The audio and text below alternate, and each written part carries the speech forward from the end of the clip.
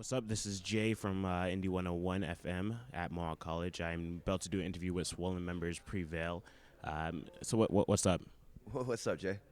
Just chilling out, chilling out. How many times have you guys been to Hamilton actually? Over the years, probably 10.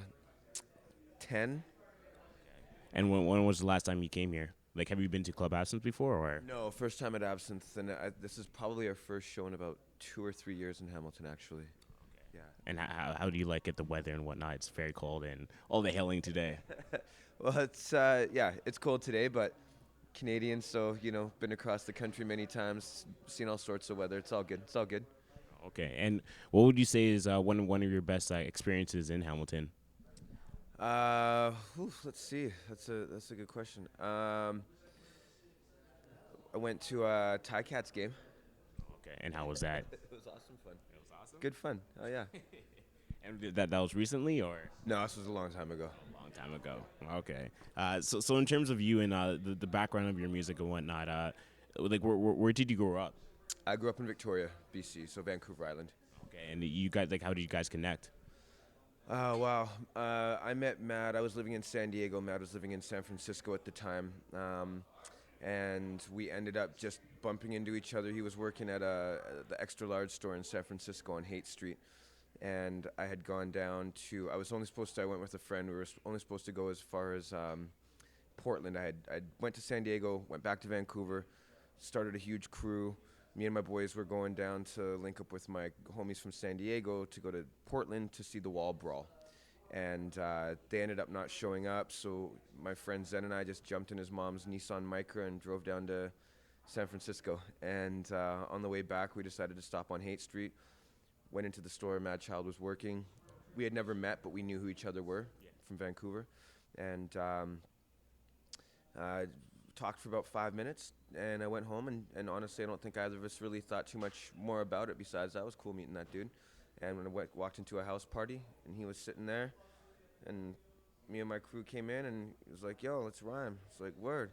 So we started rapping back and forth, and that was in the mid-90s.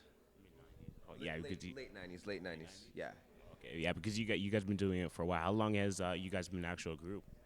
Been an actual group. I mean, well, I think we like to put it this way. We've been putting out records full-length records since 2000, or 99, 2000, but we had many 12 inches out before that. So I'd say it even goes back as early as, Swollen Members vinyl being available around 1997, 98.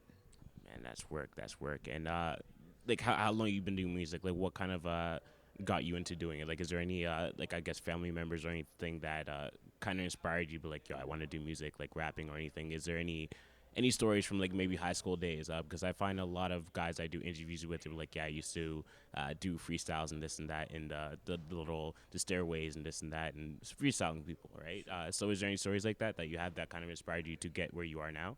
Yeah, so I started rapping in junior high, but my cousin from the West Coast, or from the East Coast, he's from Nova Scotia.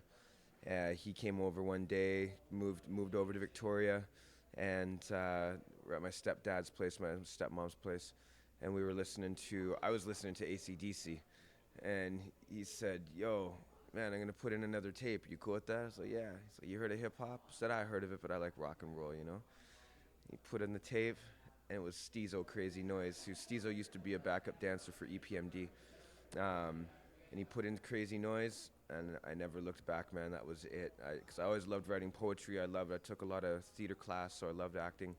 And I thought to myself, this is a way that I can put both of those two things, elements that I already loved, together into one element. Oh, definitely. And like actually, that you say that, like you're saying that you listened to a lot of rock and roll before that at the time, and I find that interesting because a lot of times, even when I was talking to Rob the Viking, is what I was saying is that a lot of artists they don't. You don't realize what they may listen to. They might be like, okay, he does hip hop, so he probably listens to Tupac and these other people, right? But a lot of times, the background of music they actually listen to is a little different than you actually expect. So, is there any other genres of music that you listen to other than rock and roll that people might not know about? Yeah, I mean, I think it would surprise a lot of people to know that I've been to over, at this point, probably over 70 symphonies, 20 operas. I love that kind of symphonic and operatic music, and that's actually pretty much all I listen to now. Besides, maybe some Motown and some classic rock. Okay, that's crazy. And do you think of any of this kind of music kind of created your style of music?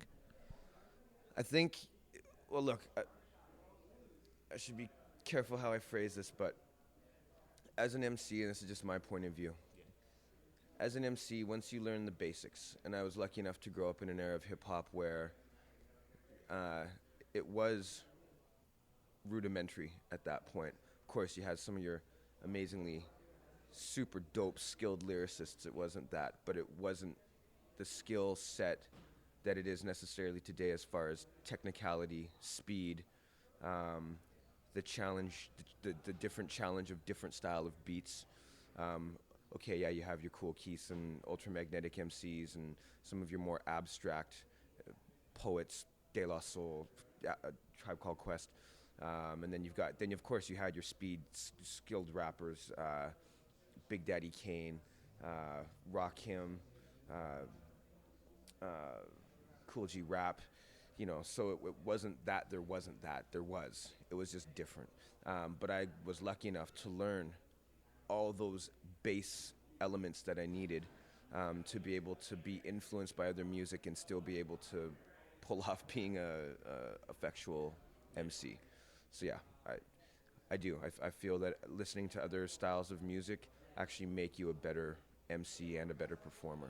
Oh, yeah, I can definitely agree with that because it really it brings in pulls and different kind of styles and this and that to who you are and the way that you put out music, right? It really describes who you are as an MC and artist as well. So in terms of because you recently or you guys recently released your album and what was the feedback on that? Yeah, well, so the new Swollen record, Beautiful Death Machine, when it debuted about 3 weeks ago, and it actually was the #1 rap album in Canada, the #3 album in Canada overall after Timberlake, Justin Timberlake and Pink. So that was pretty amazing. We broke the top 200 Billboard charts in the States. We're #3 heat seeker in the States, number 16 or 17 on the R&B hip hop charts in the U.S.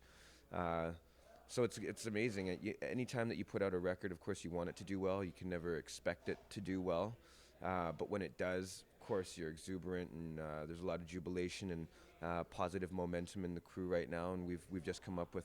We usually cycle through a year-long game plan and then look at what our 3-year game plan looks like. And so we've just started revising what our year-long game plan is looking like now, and that means putting out 2 Swollen records, 2 Mad Child solo records, and a couple EPs from everybody a year, and just keep pushing, keep rocking. Is there anything that you have released that you have said that maybe you could go back and change one thing? Sorry, how do you mean? Like, is there any maybe like an album or mixtape or EPs that you've released and maybe like if I went back, like I'll change this one thing to, or do you feel that everything that you put out was really what you wanted? Well, I feel that everything that we've ever released is an integral part of what the next piece of the puzzle needs to look like. Like any group, and I don't, you name them, it doesn't matter. There's always going to be a growing and learning process. Where your head's at the moment may not be where your head was at 10 years earlier, and probably won't be where your head is at 10 years in the future. But you need that hinge point and that catalyst to be able to figure out where your headspace is going to be, because learning from the past, as you know, is what helps sculpt your taste in the future. So I'd say what we've done has gotten us to the point that we're at today, and so we're talking about the accolades of the Beautiful Death Machine release. Our new record's going to be coming out sometime this year as well, called Blade Runners. So yeah, I'd say what we've learned has taught us to keep pushing and just not stop, listen to our gut instinct, and just keep rolling. Okay, and is there anything other than just releases? Is it Blade Runners? You said it was. That's going to be the next Okay. Swollen. Other than that, is there anything else that we should be expecting this year? Yeah, well, you look out for Mad Child's album, Super Beast. And then actually I've been spending a lot of my personal time working an online, developing an online magazine called Prevail, prevail.com. So I encourage people go check it out, and you'll get some good insight as to what makes me and the people I surround myself with in my daily life see what makes us click and what influences me as an artist. Okay. I know you said before that you used to write poetry. Is there going to be any poetry on there, or like do you do any of that still, or? I do write. I'm working on a screenplay. I've written some TV shows. I wrote a play that I actually acted in a year and a half ago, and it's a bit of everything. It's a lifestyle magazine, so we cover everything from food to fashion to literature to cinema. And recently just launched a section called Health and Wealth, so that's all about mental and financial well-being. It's like Sharp Magazine or GQ or Esquire, but on a more modest scale for now. Okay, okay, that's sick. Okay, well, just to finish up the interview, have you done any events with these guys from Hamilton before? Like, are you expecting to experience a lot with them? Like, what do you expect from the show tonight? Well, I love the space. I love the room. I think it's great. We're gonna rock it. And no, first time working with these promoters. But so far they seem totally on the ball. Everything's all up to spec, so I expect everything will run very smoothly. And as always, you can expect a lot of energy from a Swollen show, and if it clicks, then hopefully we get a chance to get invited back and perform again. Definitely, definitely. Well, thank you for doing this little interview for me, and just rock the show tonight.